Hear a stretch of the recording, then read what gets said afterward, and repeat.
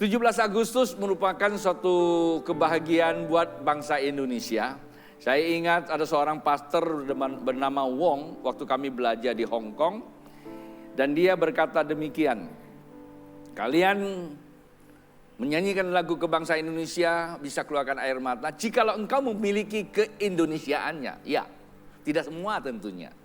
Padahal kita berkata Indonesia Raya, jiwa raga kita itu gemetar. Seringkali mungkin karena kami ini terlalu melo kali ya, seringkali keluar air mata. Apa bedanya dengan sebagian? Enggak adalah beda, barangkali hanya meresapinya aja. Dan waktu di sana dia berkata, kalian kalau nyanyi dengan lagu kebangsaan, bendera naik, kalian megang bendera bisa nangis. Tapi waktu kami nyanyikan di Hong Kong, lagu kebangsaan kami adalah Inggris, tidak merasakan apa-apa. Bendera dinaikkan, kami tidak merasa apa-apa. Karena kami hidup di negara kami, tapi dijajah sama Inggris di Hong Kong pada waktu itu. Beda sekarang dia bilang, setelah kami merdeka, saat waktu kami nyanyikan lagu kami, nyanyinya gimana? Ya Pak? Tung Quang Chung Tayang Chung. Bisa ditangkap tahun waktu Orde Baru ya kita ditangkap. Chung Qua Chu Liu Chu Mao Zedong. Bisa ditangkap ya. Tapi sekarang enggak apa-apa, hanya tidur sedikit aja.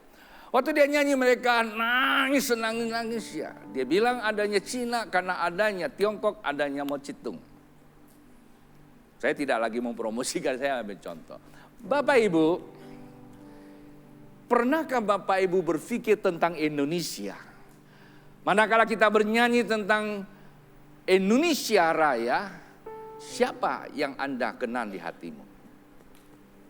Soekarno, Soeharto, Habibie, Megawati, SBY, Jokowi, Prabowo. Kita tidak bisa bedakan satu persatu. Mereka adalah satu. Mereka dari Indonesia. Dan masing-masing mempunyai cara untuk berjuang, cara untuk membangun. Barang siapa ditentukan menjadi kepala negara kita, itu karena Tuhan. Alkitab katakan setiap pemerintah itu adalah hamba Tuhan. Memang mereka tidak bisa melakukan sesuatu berkesesuaian dengan pikiran kita. Karena mereka pemimpin. Itulah sebabnya kita perlu menaklukkan seluruh pikiran kita kepada kebenaran dan dipimpin oleh yang memimpin kita. Toh dia dipilih oleh rakyat. Suara Tuhan, suara rakyat. Kalau Tuhan sudah menetapkan dia, ya sudah itulah barangnya, selesaikan aja. Nanti kita kompetisi lagi kan, betul nggak? Sedikit saya kasih komentar tentang Hong Kong. Pastor Wong, hari ini tentang Kristus yang akan kita baca. Dalam ulang tahun atau dalam kemerdekaan berketepatan tahun ini pada hari Minggu, saya diizinkan untuk meletakkan satu tema untuk saya sampaikan. Kepedulian umat dalam kemerdekaan Indonesia. Sekali lagi, kepedulian umat dalam kemerdekaan Indonesia.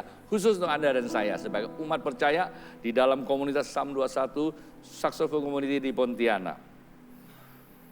Saya bacakan beberapa ayat yang saya jadikan teks untuk kita bahas sore ini, tetapi tidak akan seutuh pagi tadi karena pagi panjang kita ada doa dan malam ini hanya fokus kepada apa yang akan kita lakukan. Selebihnya Bapak Ibu bisa ikut kembali khotbah pagi tadi. Dan itu pun sebetulnya belum terlalu lengkap karena masih ada bagian-bagian tertentu yang perlu diisi dengan pertemuan-pertemuan khusus yang nanti akan saya selenggarakan di dalam seminar mencapai puncak yang 5 tahun sekali. Sebetulnya sudah 6 tahun atau 7 tahun ya. Jadi saya akan koda panitianya buat tahun ini juga seminar mencapai puncak yang ketiga atau keempat ya. Ketiga atau keempat? Keempat kalau tidak salah ya. Jadi pilih tempatnya, saya sudah berdoa tempatnya itu di Bali. Tanggalnya kita akan tentukan. Ya akan bahas banyak tentang itu. tentang bagian-bagian yang memang saya keep tidak boleh kita bahas di hari Minggu karena perlu diskusi. Tapi apa yang saya bahas hari ini hanya berfokus kepada umat Allah dengan Allah dan kehidupan. Yeremia pasal 29:7 kita mulai, saya bacakan Bapak Ibu. Usahakanlah kesejahteraan kota kemana kamu aku buang, dan berdoalah untuk kota itu kepada Tuhan. Sebab kesejahteraannya adalah kesejahteraanmu. Sungguh beginilah firman Tuhan semesta alam, Allah Israel. Janganlah kamu diperdaya oleh nabi-nabimu yang ada di tengah-tengahmu, dan oleh juru-juru tenungmu. Dan janganlah kamu dengarkan mimpi-mimpi yang mereka mimpikan. Sebab mereka bernubuat palsu kepadamu demi namaku. Aku tidak mengutus mereka, demikianlah firman Tuhan. Langsung saya lompat ke ayat yang ke-11. Sebab aku ini mengetahui rancangan-rancangan apa yang ada padaku mengenai kamu. Demikianlah firman Tuhan, yaitu rancangan damai sejahtera dan bukan rancangan kecelakaan. Untuk memberikan kepadamu hari depan yang penuh dengan harapan. Sama-sama katakan, amin.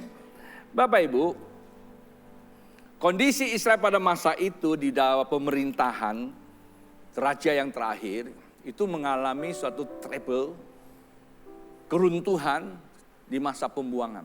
Datang seorang nabi bernama Yeremia yang menyampaikan bahwa apa yang terjadi pada bangsa kita ini semua adalah kedaulatan Tuhan. Jadi manusia tidak bisa buat terlalu banyak, manusia yang mengerti kehendak Allah. Nanti kita nyanyikan lagu itu. Mengenal Allah jauh lebih baik mengenal apa yang kita punya. Apa yang Anda yang punya yang baik itu semua hanya karya tangan Tuhan. Kata sahabat saya, Sungai. Itulah sebabnya Bapak Ibu kita terlalu banyak mengenal apa yang kita punya. Dan kita mempertahankan apa yang kita punya. Lalu kita berkompetisi dengan apa yang kita punya. Kita mati karena apa yang kita punya. Hari-hari ini dunia sedang memperlihatkan itu kepada kita. Sadar tidak sadar Bapak Ibu. Dan saya mau katakan dan itu sedang terjadi. Bangsa Israel pada masa itu sedang menghadapi suatu drama yang luar biasa dalam pembuangan Bapak Ibu. Itu yang dialami oleh orang Tiongkok, orang Hong Kong maksud saya, pada masa itu hidup di penjajahan. Kita pernah mengalami 350 tahun kurang lebih, saya tidak tahu tepatnya. Sejarah mencatat seperti itu. Kita juga pernah dijajah. Setelah keruntuhan Mojopahit pada abad ke-14, Indonesia nyaris terpecah belah. Karena apa? Karena keegoisan. Saya bicara di sini dengar. Kemarin saya katakan saya masih mau jadi gembala kalian. Saya bicara agak hati-hati. Hari ini saya katakan saya juga jadi gembala kalian. Saya akan berbicara tentang apa yang ada yang saya tahu. Dan fakta sejarah. Kalau toh saya dipersalahkan tidak apa-apa. Saya mau bangsa Indonesia, rakyat Indonesia, Anda umat Allah perlu mengerti siapa kita. Dan bagaimana kita berperan bangsa ini. Kita tidak perlu turun jalan sana teriak-teriak. Kita tidak perlu bakar ban. Kita tidak perlu caci maki pemerintah kita. Yang perlu adalah curahkan isi hatimu sesuai dengan Alkitab. Tapi memang bangsa kita pernah mengalami suatu kondisi bukan karena luar tapi karena dalam. Kejatuhan satu bangsa, kejatuhan dari satu kerjaan, kejatuhan dalam apa yang kita miliki bukan karena luar, kata Tuhan, karena dalam. Persoalan kehidupan bukan keadaan. Suka tidak suka Bapak Ibu, hidup kita seringkali dikendalikan keadaan.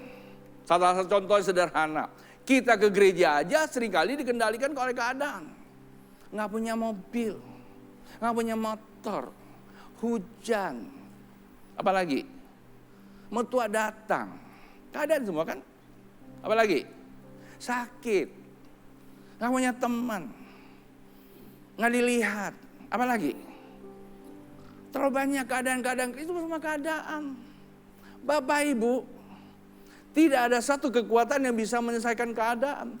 Kalau keadaan bisa dinyelesaikan oleh keadaan Bapak Ibu, maka Yesus tidak perlu datang. Kita tidak perlu bergereja. Keadaan itu ada suatu kehidupan yang cara dinamis terus berputar. Apalagi di dalamnya ada satu antek atau satu oknum yang memang memakai keadaan untuk menjerat kita supaya makin jauh daripada Tuhan. Kehidupan itu harus ada satu keputusan, ada satu pemerintahan, hati. Bapak Ibu, 80 tahun Indonesia merdeka, 30 tahun kita ada di Pontianak. Saya tidak tahu Bapak Ibu usianya berapa. Masing-masing tahu. Saya 67. Saya mau berkata suatu hal. Siapa yang memimpin saya? Keadaan atau diri saya? Kalau saya kata diri saya memimpin saya, betulkah saya mengosongkan diri saya biar Tuhan yang ada di dalam diri saya? Suka tidak suka Bapak Ibu, kita hidup dalam kehidupan yang tidak bisa ditunda. Artinya kalau Anda mau tahu apa itu arti hidup kehidupan, kamu naik eskalator. Pada suatu Anda naik, Anda tidak bisa berkata, saya diam saja. Anda diam juga akan ke ujung. Itulah kehidupan. Anda tidak buat apa-apa, duduk di bangku atau tidur di rumah. Anda boleh ngamuk, Anda boleh macam-macam, ngegerutu, hatimu rusak. Tetap Anda akan ke esok, ke lusa, ke tahun depan, usiamu akan tua. Puji Tuhan kalau masih bisa tua. Beberapa banyak orang yang hidup seperti itu lalu awet muda. Mengerti maksud saya? Ya, bilang sama saya, kamu bukan khotbah hari-hari ini. Kamu lagi ceramah. Seperti kayak pejabat lagi pidato. Iya, Tuhan urapi saya untuk mencerdaskan anak bangsa. Itulah sebabnya Bapak Ibu bahwa hidup dan kehidupan ini kita perlu ada satu decision, mengambil keputusan. Kita dihadapkan setiap waktu untuk mengambil keputusan. Saya cuma bertanya, dengan dasar apa kamu ambil? Kalau hatimu rusak. Alkitab saya berkata, tanpa kesucian hati Anda tidak bisa lihat Tuhan. Kalau Anda tidak bisa lihat Tuhan, dari mana Anda bisa mengambil keputusan berkesucian dengan Tuhan? Mulai hari ini Bapak Ibu, waktu tidak menunggu kita. Anda suka tidak suka, dunia sedang memperlihatkan kepada kita sedang berada di mana. Izinkan saya kembali lagi pada Alkitab. Bangsa Israel pada saat itu menghadapi hal seperti itu. Namun ada satu kabar baik yang disampaikan kepada bangsa Israel, dan itu bisa kita adopsi untuk hidupkan hari ini kalau kita ada pada kondisi seperti itu. Apa katanya? Tuhan bilang, aku tahu rancanganku terhadap kamu. Bilang sama samping kiri kanan, Tuhan tahu loh rancangannya terhadap kamu. Kalau hari ini Anda belum punya suami, Anda belum punya pacar, Anda belum kerja, Anda sakit-sakitan, Tuhan tahu rancangan atas kamu. Tuhan tidak merencanakan kecelakaan buat kamu. Tuhan tidak merencanakan sesuatu yang buruk atas kamu. Kenapa itu ada? Artinya Tuhan sedang berbicara sama kamu dan keadaan itu. Tapi rancangan Tuhan buat Anda dan saya adalah rancangan sila ke-5. Pancasila.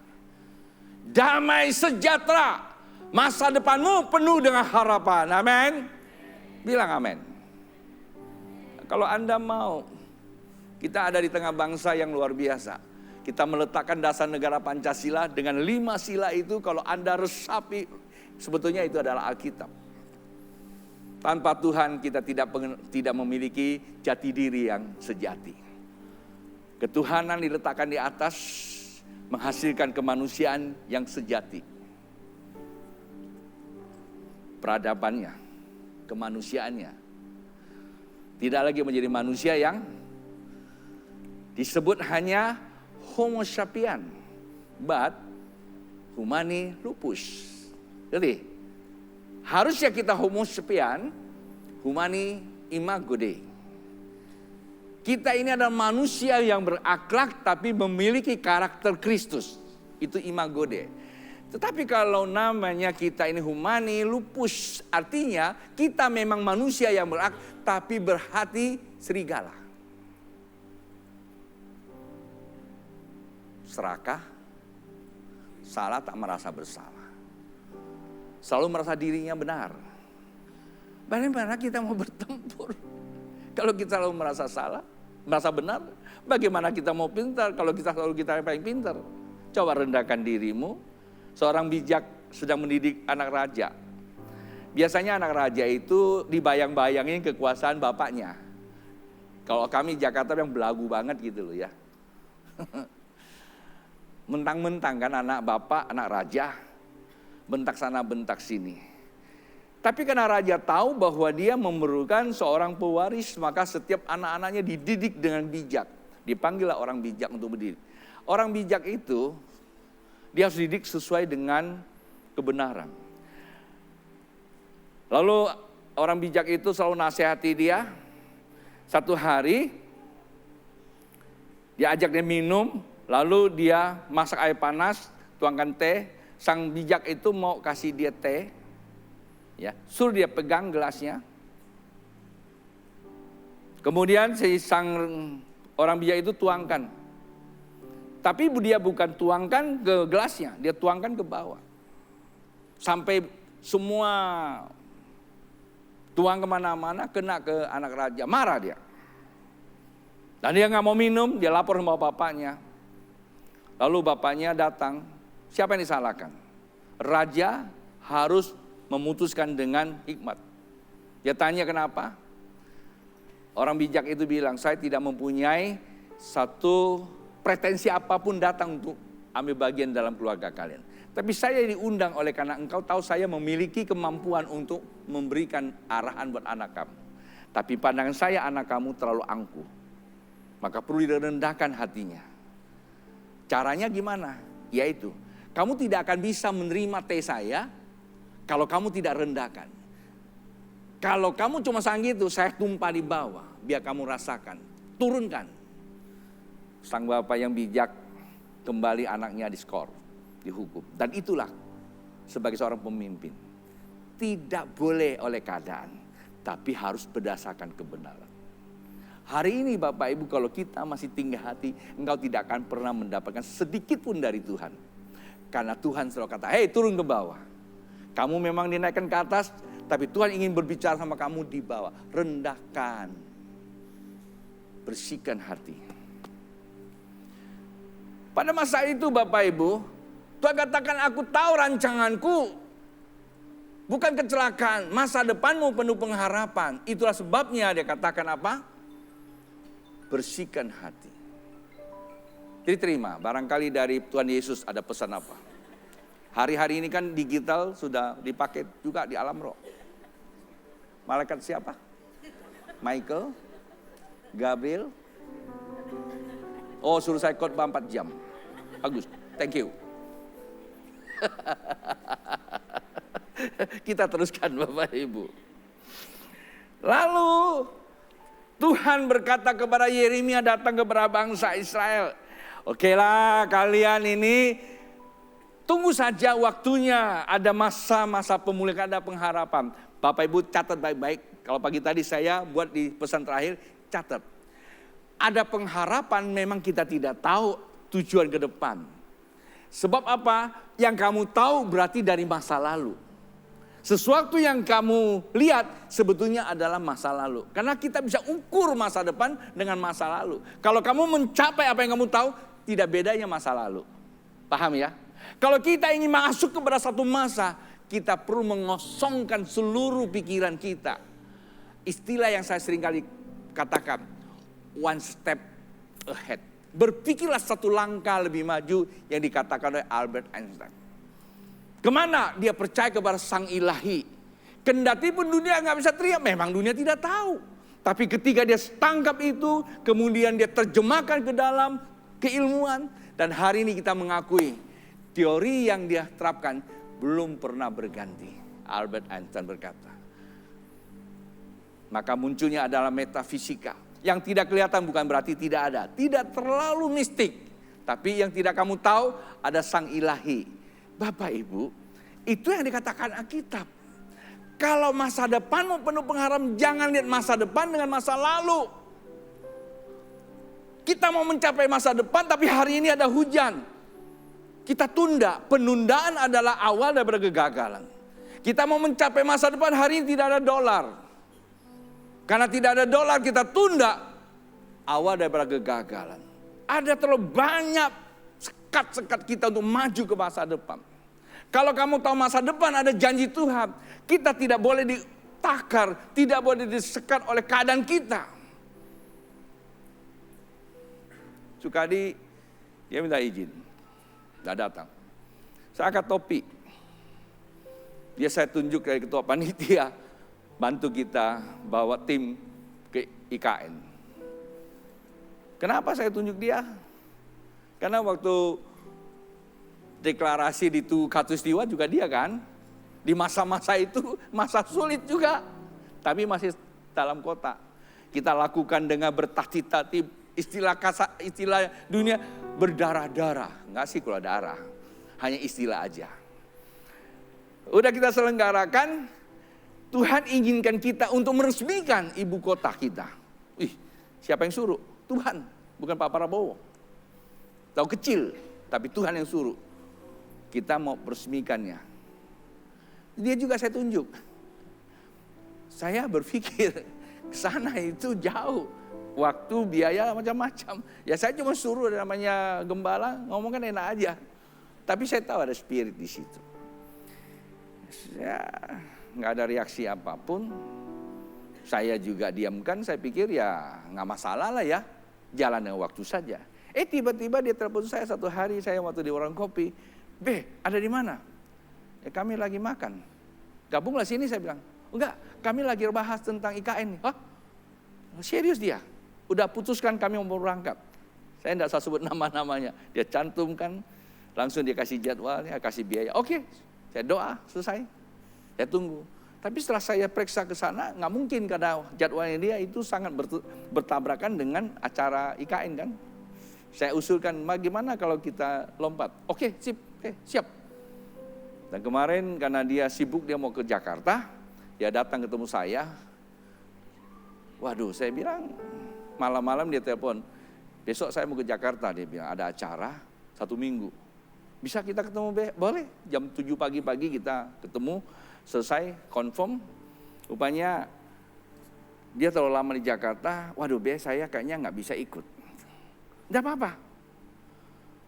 Karena ini sudah dijalankan, saya sudah tanya Tuhan, confirm, saya bilang kita berdua saja. Saya minta Erna tolong, minta Tata siapkan tiket buat saya ke Kaltim, kami mau berdoa. Bukan jalan-jalan, ini mandat. Ada yang ketawa, ini orang. Terserah, Anda mau ngomong apa, itu tugas kami. Dan pagi tadi dia balas, aku udah beli tiket. Maaf ya, Babe punya tiket udah beli belum? Udah, saya bilang. Dan dia bisa.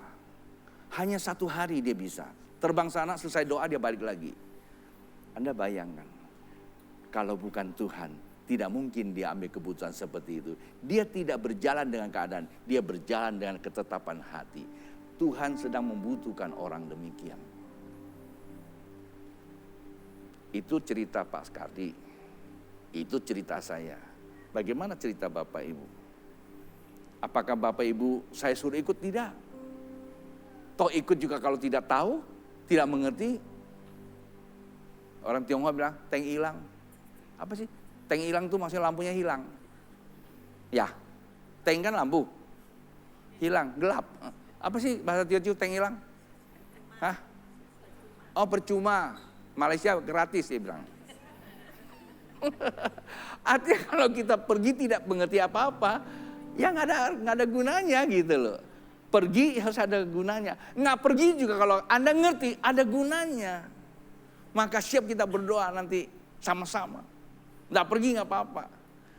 Saya nggak banyak cerita kembali lagi pagi tadi. Buka aja video pagi tadi. Apa sih dan bagaimana mendasari kita perlu ambil bagian untuk memberkati bangsa. Bagus banget di Indonesia. Psalm 21. Memang Alkitab selalu membangkitkan orang-orang yang tidak terlalu dilihat. Alkitab banyak memberikan gambaran, Tuhan akan pakai orang yang tidak terlihat. Contoh, satu masa bangsa Israel hidup baik-baik saja, ekonomi baik, pemerintahan baik, semua baik. Tiba-tiba ada seorang rakyat jelata bernama Amos dan dia berikan nasihat kepada bangsanya, hati-hati akan terjadi ini, dan raja tidak mau dengar. Dan memang betul-betul tidak bisa didengar. Pertama, mereka baik, politiknya oke, ekonomi oke. Loh ngapain nasihatnya begitu keras lagi? Siapa kamu? Kamu tuh rakyat jelata, nggak ada apa-apanya. Dan mereka abaikan. Dan beberapa tahun kemudian terjadi apa yang dinubuatkan. Bapak Ibu, kalau apa yang sedang terjadi, sedang diperlihatkan oleh Tuhan kepada kita tentang bangsa kita, kita percaya nggak rugi kok. Nolak juga nggak untung kan? Betul nggak? Nah kalau terjadi gimana? Kalau nggak jadi nggak apa-apa. Betul nggak? Yang terpenting adalah kita sikapi dengan hati bijaksana. Maju. nggak ada ruginya gitu loh. Kan seperti itu saya katakan. Nah Bapak Ibu, pesan Tuhan kepada bangsa Israel 3 hal dan itu yang penting. Pertama dikatakan doalah. Di mana kau kutempatkan? Ya sebetulnya Alkitab membuka, usahakanlah di mana engkau kubuang. Kata buang itu sebetulnya di mana engkau berada. Yang pertama. Kedua apa? Berdoalah. Sebab kesejahteraan bangsa ini, kesejahteraan saat ini adalah kesejahteraanmu. Dan yang ketiga, ingat, jangan mau cepat nangkap nabi-nabi palsu. Pak Bu, saya bilang nabi palsu jangan hari-hari ini Anda datang lihat orang yang pakai kayak saya, lalu ngomongnya berantakan, oh ini nabi palsu. Bukan, nabi palsu itu adalah berita. Anda bisa sembunyikan dari pendeta, tapi Anda tidak bisa sembunyikan gadget Anda. Tengah malam dia bisa bunyi itu. Dan ada begitu banyak berita yang mengganggu cara berpikir kamu. Dan generasi muda adalah generasi harapan bangsa yang menjadi isu kita. Tahun 2022 Tuhan ingatkan kepada saya, akan kubangkitkan satu generasi yang hatinya digerai Tuhan, anak-anak muda mulai bangkit. Tapi saya sadar, anak-anak muda ini ada tengah bangsa yang terus meningkat pengetahuannya. Dan mereka lebih cepat melalui namanya digital. Hari ini Indonesia telah menyatakan untuk uji coba, saya tidak tahu sampai di mana karena saya udah nggak ikuti. Hari ini mau diresmikan uji coba, apa udah jadi atau belum, namanya ID payment. Saya kira tidak banyak orang tahu apa itu ID payment. Tapi Bapak Ibu bisa coba akses aja. Pagi tadi saya sudah kasih tahu. Cari pengalaman di Cina. Cina sudah menggunakan, ada beberapa negara sudah menggunakan itu. Mereka masuk menggunakan sistem demikian. Artinya setiap orang yang sudah didata paymentnya melalui KTP Anda punya nomor. 15 tahun yang lalu kalau tidak salah ya. 10 atau 15 tahun waktu kami lagi belajar. Salah satu pengajar kami dia pernah menyeletuk. Dia bilang kami baru ada pertemuan internasional di Jakarta. Dia bilang begini, Pastor akan datang. Dia bilang not private area. Kita tidak mempunyai lagi yang namanya privasi area. Semua manusia jeroan kamu terbuka. Saya pikir apa itu? Zaman-zaman itu kita nggak terlalu tahu. Dan hari ini memang benar. Di Cina dikatakan kalau kamu malas tidur di rumah, pemerintah tahu. Dan orang-orang seperti itu akan dipanggil, akan diinterview. Kira-kira masih boleh nggak ada di dunia ini? Mengerti maksud saya? Kalau sudah tidak boleh di dunia ini, buat apa? Sampah kan, bersihkan aja. Seperti itu terjadi Bapak Ibu. Ngeri gak? Ngeri. Ini bicara salah satu contoh yang diambil contoh. Korupsi dan sebagainya memang ke sana. Dan akan dibuatlah satu pemerintahan yang bersih. Pemerintahannya ini siapa punya kita juga tidak tahu. Saya tidak mau masuk terlalu banyak karena saya tidak punya kompetensi itu. Walaupun saya banyak belajar, saya bisa tidak mau. Sharing boleh lah. Khotbah saya nggak mau. Tetapi kondisi kita sampai di sana. Bapak Ibu, saya cuma mau mengingatkan. Alkitab mencatat untuk nasihat. Kita bisa pakai menjadi pelajaran sore. Yang pertama, suruh kita usaha. Kata usaha itu berarti melibatkan kemampuan manusia di dalam mengatasi kehidupan ini. Kenapa? Kehidupan sedang bermasalah. Kehidupan sedang bermasalah pada masa itu. Bukankah hari-hari ini kehidupan kita juga sedang bermasalah? Kalau Bapak Ibu buka TV, apa yang sering kali nonton? Bahayanya tahun kapan? Pemerintah Indonesia menetapkan tahun 2045 adalah tahun apa?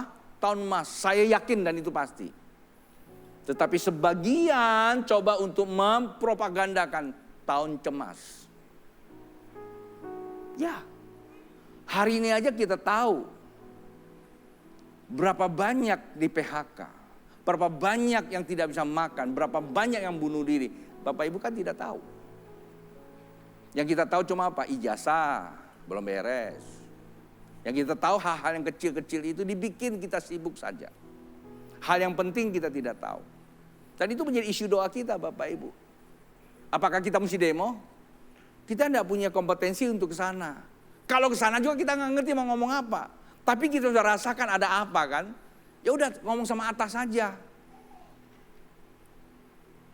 Kan gitu. Kata usaha nanti kita akan bicara dalam satu sesi. Tetapi Bapak Ibu, hati-hati dengan nabi palsu, itu pun perlu satu sesi karena melibatkan media. Ini melibatkan media. Hari ini Bapak Ibu, apa yang kita sedang bicara di sini, di dunia sana mereka tahu. Apa yang kita rekam semua tahu. Saya ngomong salah, mereka tahu. Ini bahayakan nggak? Dihilangin bisa. Zaman sekarang tidak ada yang namanya ada tempat yang privasi buat kamu. Maka tahun ini Indonesia 80, hati-hati dengan mulut. Perkatakanlah yang baik. Perkataan yang baik. Untuk membangkitkan semangat untuk Indonesia. Nah, isu kita apa? Doakan. Usaha dan doa. Kita bicara doa karena kita anak Tuhan. Malam ini kita mau bicara tentang doa. Apa yang kita doakan Bapak Ibu? Kita kumpul di sini untuk mendeklarasikan. Kenapa kita deklarasi? Ada sejarahnya. Dari tahun 2022 saya bicara tentang roh. Nggak terlalu banyak orang paham. Apa itu? Kok bisa begitu? Beberapa bulan yang lalu, Tuhan kasih saya lihat, saya lagi bergumul tentang kondisi kehidupan. Saya tidak ngerti Tuhan. Saya kan ke Pontianak Tuhan utus, kok saya begini-gini aja, saya nggak puas. Saya nggak mau saya ini kalau dipanggil nanti dinyakkan sama Tuhan. Saya merasa saya udah melayani. Waktu saya lagi lihat, tiba-tiba saya tertabrak dengan Tuhan Yesus. Waktu saya tertabrak dengan Tuhan Yesus, kok palanya pindah ke saya, ada mahkota duri. Lalu Tuhan bilang sama saya, kan tahun 2022 kamu ingin mengerti kehendak saya. Nah, kehendak saya itu kamu bisa lakukan. Kalau cuma hanya lihat tidak bisa lakukan yang berdarah-darah. Pada saat saya mengerti itu, kembangkan, jangan hemat, patok dulu. Bapak Ibu, tiap malam saya nangis. Saya tidak punya pretensi apapun terhadap semua umat Allah. Kalau Bapak Ibu dengan saya bicara, sedikit pun tidak ada maksud untuk memperalat atau memperdaya Bapak Ibu. Tujuannya membangkitkan semangat Bapak Ibu. Kalau sampai ada yang berpikir saya ini macam-macam. Dan ini adalah keadaan. Paham Bapak Ibu? Itulah mahkota duri. Hanya saya diam. Saya nggak berani maju. Saya juga punya daging sakit Bapak Ibu. Dan akhirnya Tuhan kirim seorang nabi. Beberapa minggu yang lalu ya, bulan lalu, nabi itu datang hanya mau menyampaikan pesan Tuhan. Saya ini tipe orang yang tidak terlalu mudah terima nabi. Hamba Tuhan yang saya nggak kenal nggak mudah lah. Saya waktu disampaikan itu sudah dibiarkan aja. Tapi satu hari saya mau ajak Yusak makan. Sak, makan yuk. Pak, saya mau jemput itu loh. Yang dari India. Hah? Jadi datang? Iya. Habis ngomong gitu ya saya biarin aja. Ya udah, jemput dia. Tahu di mana? Dia datang sendiri, dia urus sendiri, kita nggak urusan. Kan dia juga nggak minta khotbah kok. Saya pulang ke rumah, Tuhan ngomong sama saya. Ketemu dia. Ada titip pesan buat kamu. Saya udah banyak ngomong sama kamu, tapi kamu nggak responin. Saya kirim orang. Kira-kira gitulah. Langsung saya WA saya punya tim. Para penatua dan tim. Ayo ikut, kita dengarkan aja. Nggak apa-apa. Dan pada malam itu saya lagi dengar dia ngomong. Tiba-tiba di langit terbuka buat saya lihat. Apa yang saya pernah lihat tahun 2020 itu terulang kembali. Tapi beda kali ini. Dia tidak dalam bentuk lagi putih beliau, tapi ini bentuk pelangi aja. Saya sih nggak bilang pelangi. Ada sesuatu yang bulat itu. Percis dengan gambar itu 33 tahun yang lalu. Kalau tidak salah ini ya gambar ya. Waktu saya diutus ke Pontianak, ya ini dia. Utus Pontianak, seorang, pasangnya juga salah. Ketahuan ya. Taruh sini ketahuan, begitu diperiksa ketahuan. Ini banyak hati kita mau kayak begitu juga ya. Cangcut, mesti diperiksa dulu. Jadi itu ada gambar, ada bulatan itu. Nah seorang bapak udah agak sepuh gitu. dituntun sama cucunya. Dia datang sampai ke air mata. Tony, tadi waktu kamu didoakan di belakang kamu, di atas kamu gitu bulat itu terang, saya kaget. Dan dia suruh saya kasih ayat ini buat kamu. Yohanes 3 ayat 34. Barang siapa yang kuutus, ia akan menyampaikan firman dan aku akan mengaruhkan roh tanpa batas. Saya ingat itu ayat. Dan itu lingkaran. Nah, tahun 22 itu dalam bentuk kayak puting beliung. Yang saya pernah cerita, saya nggak usah ngulang lagi. Nah, pada waktu itu kita ketemu dengan hamba Tuhan itu. Dan itu muncul tapi dalam bentuk yang seperti gambar itu. Itu tiba-tiba turun. Dari bumi ini naik kuning. Terus saya tanya, apa Tuhan? Tanah yang gersang yang pernah saya lihat. Yang dihinggapi oleh ikan-ikan yang mabok. Siapa? Itu orang Kristen. Saya tidak mengatakan Anda orangnya. Mudah-mudahan bukan. Saya tanya Tuhan, kapan kamu datang? Kalau hari ini aku datang benar, sedikit yang diselamatkan. Ya lebih baik Tuhan tidak usah cepat-cepat datang toh. Tetapi penderitaan lebih parah lagi. Karena kondisi kan. Dan pada saat itu saya melihat dari bumi ini kuning kayak emas gitu. Saya tanya apa? Inilah yang ku sedang bangkitkan. Seperti yang saya lihat waktu dapat mahkota itu, mahkota duri. Tiba-tiba firman Tuhan itu muncul. Kembangkanlah kemahmu, artinya kita tidak boleh berpikir sempit. One step ahead. Tapi punya dasar. Kerendahan hati akar pada firman Tuhan itu penting dibangun dulu. Kunci kerajaan Allah yang sudah berikan, ajarkan cara bukanya. Saya pengen tuh. Saya sharing di warung kopi bagaimana cara membukanya. Saya bersyukur banyak orang mengerti hal itu. Lalu dia katakan, apa yang kau lihat dulu sekarang sedang bertumbuh. Inilah yang dikatakan ekonomi kerajaan Allah. Semua berbasis dari alam. Pertambangan. Terus pohon-pohon bertumbuh, hijau, berbuah. Apa itu Tuhan? Borneo Blessing. Kalimantan adalah berkat. Saya nangkap itu. Saya teriak-teriak. Saya ingat saya ngomong ini, saya menghadapi suatu membal balik itu saya bisa rasakan saya diketawain. Saya ngomong Borneo Blessing, hari-hari ini udah lumayan. Kayaknya udah mulai udah ada resonansinya. Awalnya saya rasakan itu seperti saya lempar ke tembok itu.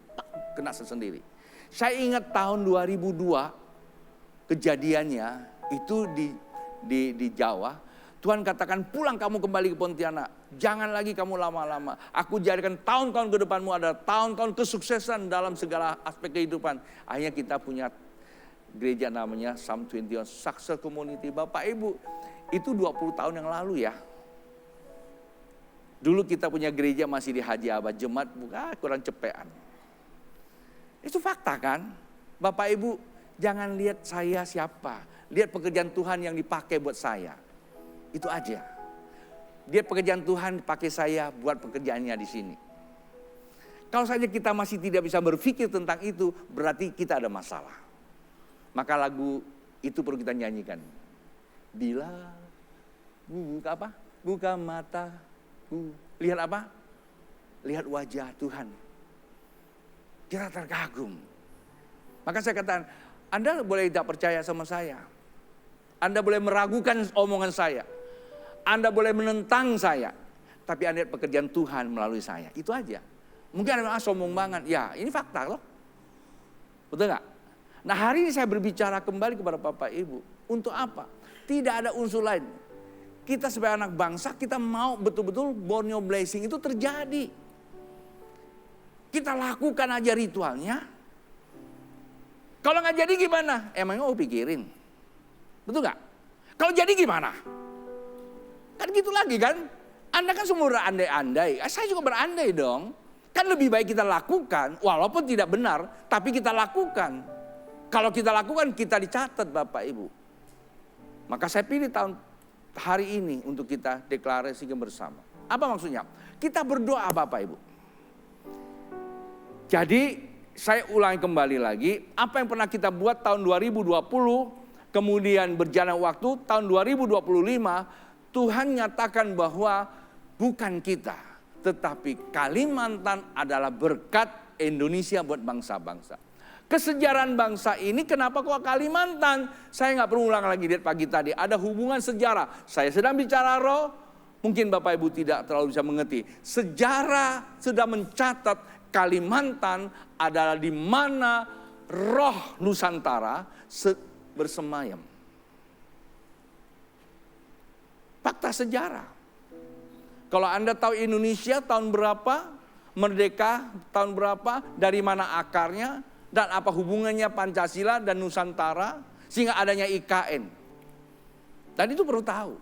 Sehingga kesimpulan Bapak Ibu, kita ini mau mengambil otoritas itu.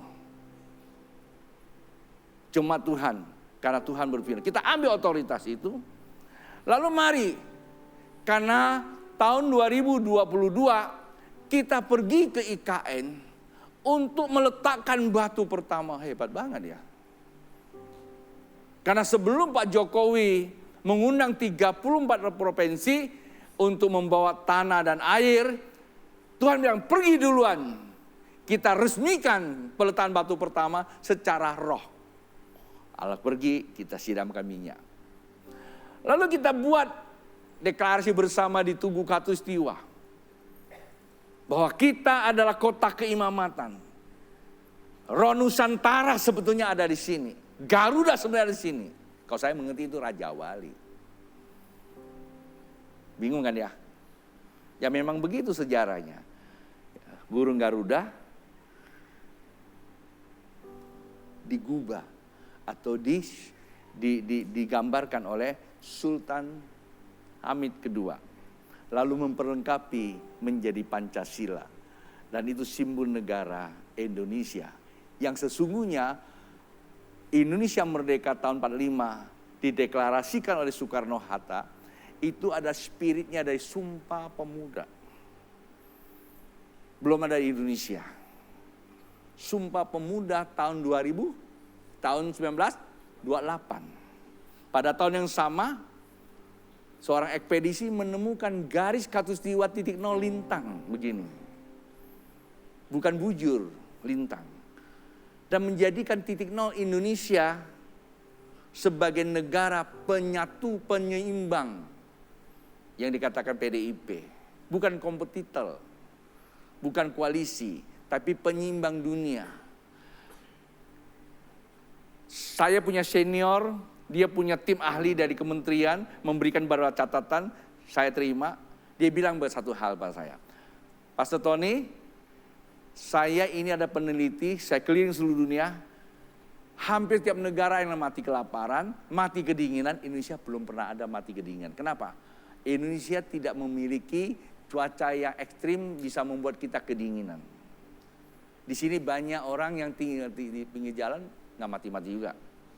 Karena cuaca kita sangat bersahabat. Kata teman saya, Tony Kuswoyo, bukan lautan hanya kolam susu, kail dan jala cukup menghidupimu. Artinya apa? Kalau sampai ada orang miskin Indonesia karena cuma satu, dia malas. Kalau ada orang bodoh di Indonesia hanya satu, karena dia malas. Tak ada alasan lain. Tongkat dan kayu jadi tanaman. Sekarang apa? Tanaman jadi apa? Jadi tongkat. Ya kan? Tiang-tiang jendela. Ya. Kebalikan Bapak Ibu. Kalau dulu tongkatnya jadi tanaman, apa? Tanaman jadi tongkat. Nggak ada lagi tanaman. Nah itu Indonesia Bapak Ibu, Nusantara. Hilang Nusantara, bersemayam di Bali selama 500 tahun. Tahun abad keberapa? Abad ke-13, Pati dari Haimburuk, namanya Gajah Mada, bersumpah, namanya Sumpah Pemuda. Sumpah Palapa, sorry. Sumpah Palapa. Ya katakan begini, Mojopahit akan mempunyai kewawasan Nusantara. Artinya menyatukan pulau-pulau. Saya dulu berpikir, ya Nusantara ya ini, sebenarnya bukan. Ya diberikan sebuah hikmat bahwa dunia yang telah cerai berai oleh karena air bah akan disatukan kembali oleh spirit ini.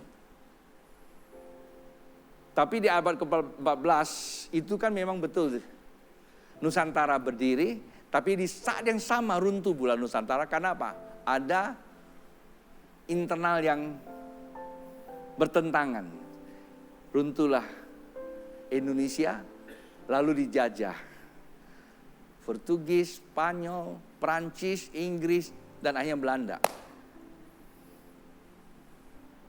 Muncullah Sumpah Pemuda, ada spirit dari Palapa, deklarasi 45. Kalau Pontianak kita ambil bagian, bukan berkelebihan, karena kita sumbangsi simbol Garuda. Maka hari ini Bapak Ibu kita mau berdoa untuk itu. Setelah kita berdoa, nanti baru kita ke IKN resmikan. Karena itu sudah jadi sebuah kota. Saya bilang, ngapain lagi ya? Tuhan bilang resmikan, kalau enggak nanti ditutup loh. Ide untuk menutup itu sudah banyak. Demo sana, demo sini. Kemarin saya ada pidato Pak Prabowo, dia masih punya semangat.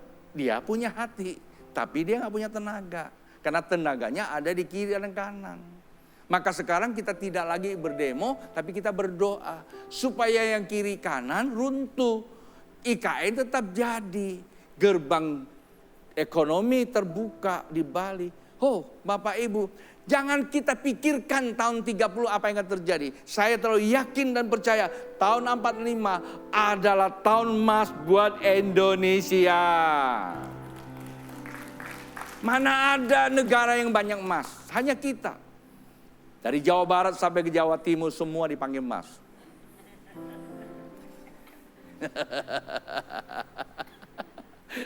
Betul kan? Siapa tahu nanti Kalimantan ada ditemukan tambang emas, betul nggak? Siapa tahu?